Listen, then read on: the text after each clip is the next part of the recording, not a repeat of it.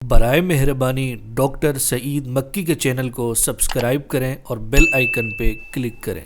الحمد للہ رب العالمین والصلاة والسلام علی رحمت للعالمین وعلی آلہ وصحبہ اجمعین وبعد۔ اعوذ باللہ من الشیطان الرجیم، بسم اللہ الرحمن الرحیم۔ وَإِنَّكَ لَعَلَىٰ خُلُقٍ عَظِيمٍ۔ صدق اللہ العظیم۔ سامعین و ناظرین، حضرت رحمت للعالمین صلی اللہ علیہ وسلم کے اخلاق ہوں یا آپ کا خلق ہو یا آپ کی عادات مبارکہ، سبھی کی سبھی اشیاء اور یہ جملہ قیمتی جواہر حضرات صحابہ کرام نے بڑی ثقافت سے، امانت و دیانت سے تابعین کو منتقل کیا۔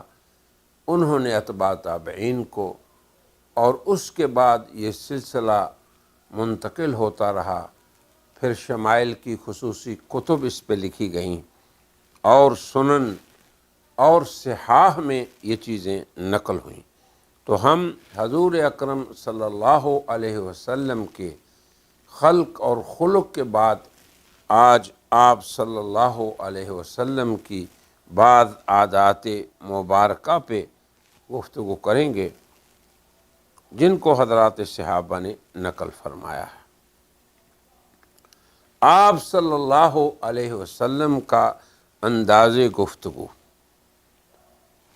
کیا تھا؟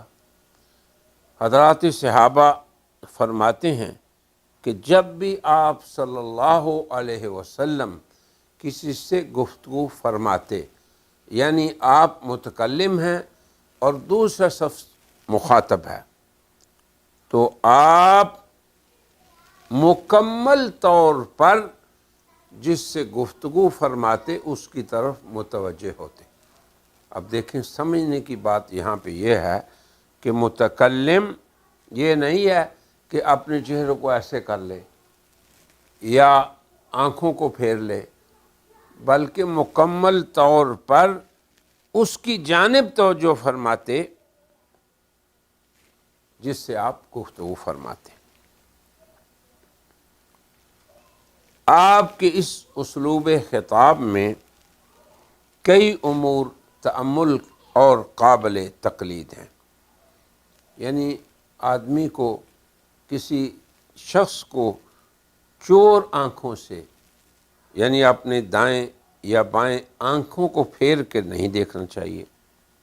نہ صرف اپنی گردن کو موڑ کر ہم کسی سے گفتگو کریں، ایسا کرنا یہ مخاطب سے بے توجہی کہلاتا ہے، بلکہ متکلم کی طرف سے یہ ایک قسم کی لاپرواہی بھی ہوتی ہے مخاطب کے لیے۔ بسا اوقات تو یہ متکلم کی کبر کی علامت بھی تصور کیا جاتا ہے۔ جناب نبی کریم حضرت رحمت للعالمین صلی اللہ علیہ وسلم وقت تکلم اپنے مخاطب کو کمال توجہ دیتے تھے، پوری توجہ دیتے تھے، تاکہ آپ کے اس توجہ سے ثابت ہو کہ آپ اپنے مخاطب کا مکمل احترام کر رہے ہیں، اسے پوری توجہ دے رہے ہیں، اور کسی قسم کا کبر نہیں ہے آپ کے اندر، اور مخاطب کو پورا وقار عطا فرمائیں۔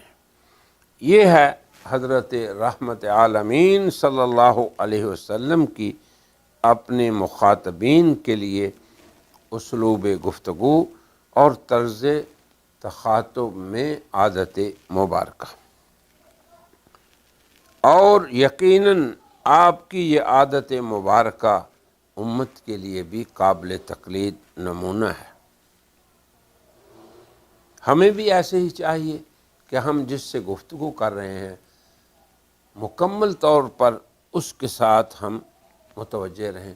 پھر ایک یہ بھی عادت مبارکہ میں سے ذکر ہے کہ آپ گفتگو کے آخر تک اپنے مخاطب سے توجہ نہیں ہٹاتے تھے، آخر تک اسی کی طرف متوجہ رہتے، اور جب وہ شخص گفتگو مکمل کر کے چلا جاتا تو پھر آپ کسی دیگر کی طرف توجہ فرماتے۔ اسی طرح آپ صلی اللہ علیہ وسلم کی گفتگو فرمانے کو حضرت عقبہ ابن عمر روایت فرما رہے ہیں کہ آپ ایک آدمی سے گفتگو فرما رہے تھے تو وہ شخص کانپنے لگا۔ اب آپ دیکھیں، کبھی آدمی گفتگو میں کوئی موضوع سخن ایسا ہوتا ہے، یا یہ ہے کہ اگلا آدمی مرعوب ہو جاتا ہے کسی کی گفتگو سے یا کسی کے سامنے آنے سے، تو یہاں تک دیکھیں ایسے موقف پہ اور ایسے موقع پہ حضور اکرم صلی اللہ علیہ وسلم کی مبارک سنت کیا ہے اور اسوہ حسنہ کیا ہے۔ جب وہ کانپنے لگا تو حضرت رحمت عالمین صلی اللہ علیہ وسلم نے اسے مخاطب ہو کے فرمایا، اے شخص نرمی اور سکون اختیار کر لے، میں کوئی بادشاہ نہیں، میں تو قریش کی ایک ایسی عورت کا بیٹا ہوں جو خشک کیا ہوا گوشت کھاتی تھی۔ اب دیکھیں، یہ ارشاد گرامی آپ نے اس لیے ارشاد فرمایا کہ اس سے اس کا خوف جاتا رہے اور آپ کی عجز و انکساری واضح ہو اور اسے پتہ چلے کہ آپ عجز و انکساری کے پیکر ہیں، آپ کے اندر کبر و نخوت نہیں ہے۔ تو آپ صلی اللہ علیہ وسلم کا اپنے مخاطب کے ساتھ تواضع اختیار فرمانا یہ رحمت عالمین کی سنت ہے۔ اسی طرح صحابہ کرام نے آپ کے بیٹھنے کی عادت مبارکہ کو بھی، بلکہ لیٹنے کے طریقے کو بھی بیان فرمایا۔ حضرت عباد بن تمیم اپنے چچا سے نقل کرتے ہیں کہ انہوں نے حضرت صلی اللہ علیہ وسلم کو مسجد میں دیکھا کہ آپ چت لیٹے ہوئے ہیں۔ اس سے پہلے ہم نے پہلی مجلس میں آپ کے بیٹھنے کے ایک طریقے کو بھی ذکر کیا تھا کہ آپ کے بیٹھنے میں تواضع تھا، آپ جیسے گوٹ مار کے بیٹھنا کہتے ہیں اس طرح بیٹھتے تھے، عاجز بندہ جیسے بیٹھتا ہے۔ اور اب لیٹنے کے بارے میں فرمایا کہ آپ ایک پاؤں کو دوسرے پاؤں پہ آپ نے رکھا ہوا تھا۔ اب اسے بھی بخاری و مسلم نے نقل کیا ہے۔ ایک دوسری روایت میں آتا ہے کہ آپ صلی اللہ علیہ وسلم بیٹھتے ہوئے تکیے کا سہارا بھی لے لیتے تھے۔ اب آپ دیکھیں، یہ سارے امور وہ ہیں جنہیں انسان اپنی ضرورت کے لیے اختیار کرتا ہے، تو اس سے یہ بات بھی ثابت ہوئی کہ تکیے وغیرہ کا سہارا لینا یہ کوئی کبر کی بات نہیں، یہ انسان کے لیے درست ہے۔ نہ تکیے وغیرہ کو گھر میں رکھنا یہ کوئی اسراف ہے۔ امام ترمذی نے اپنی شمائل کے اندر رحمت عالمین صلی اللہ علیہ وسلم کے تکیہ سے سہارا لگا کر بیٹھنے کی کیفیت کو بھی نقل فرمایا ہے۔ حضرت جابر بن سمرہ کی حدیث ہے کہ میں نے رسول اللہ صلی اللہ علیہ وسلم کو بائیں جانب تکیہ لگا کر بیٹھے ہوئے دیکھا۔ یہ تو ایک اتفاقی امر ہے، کوئی تخصیص نہیں ہے کہ آپ بائیں جانب ہی ضرور تکیے کی ٹیک لگائیں۔ علامہ ابن القیم زاد المعاد میں لکھتے ہیں کہ رحمت عالمین صلی اللہ علیہ وسلم کے تکیہ کی ٹیک لگا کے بیٹھنے کے بارے میں کہ کبھی آپ بائیں طرف ٹیک لگا لیتے، کبھی دائیں طرف لگا لیتے، اور کبھی ایسا بھی کرتے کہ آپ نکلنے کے وقت اپنے کسی ساتھی کے اوپر ٹیک لگا لیتے۔ تو آپ کی ان حیات اور کیفیات کا بیان آپ کے رفقا کی آپ سے انتہائی محبت اور عقیدت کی علامت ہے۔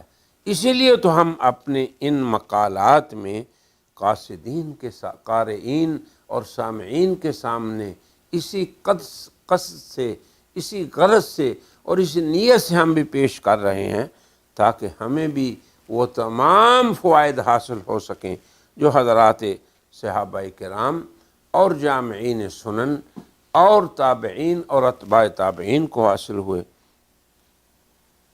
تو انشاءاللہ ہم جب حضور اکرم صلی اللہ علیہ وسلم کی ان عادات مبارکہ کو محبت اور عقیدت سے بیان کریں گے اور سنیں گے اور اپنے دماغ میں جگہ دیں گے تو یقیناً ہمیں بھی وہ فائدہ حاصل ہوگا جو ان حضرات کو ہوا۔ پھر آن حضرت صلی اللہ علیہ وسلم کی عادت مبارکہ تھی کہ اگر آپ بیٹھے ہوئے ہیں، تشریف فرما ہیں، ٹیک لگائے ہوئے ہیں کسی چیز سے، تو آپ کسی اہم مسئلے کو بیان کر رہے ہیں، وعظ کر رہے ہیں، نصیحت کر رہے ہیں یا کوئی شریعت کا مسئلہ بیان کر رہے ہیں، تو اہمیت کے پیش نظر آپ صلی اللہ علیہ وسلم اس ٹیک کو چھوڑ کر، ترک کر کے آگے اپنے سامعین کی طرف متوجہ ہو جاتے۔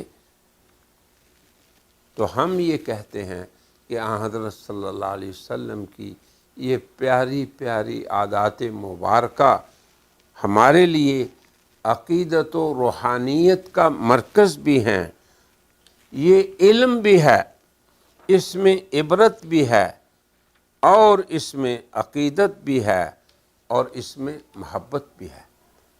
تو آج کی اس مجلس کو ہم اسی پہ ختم کرتے ہیں اور کہتے ہیں وآخر دعوانا ان الحمد للہ رب العالمین۔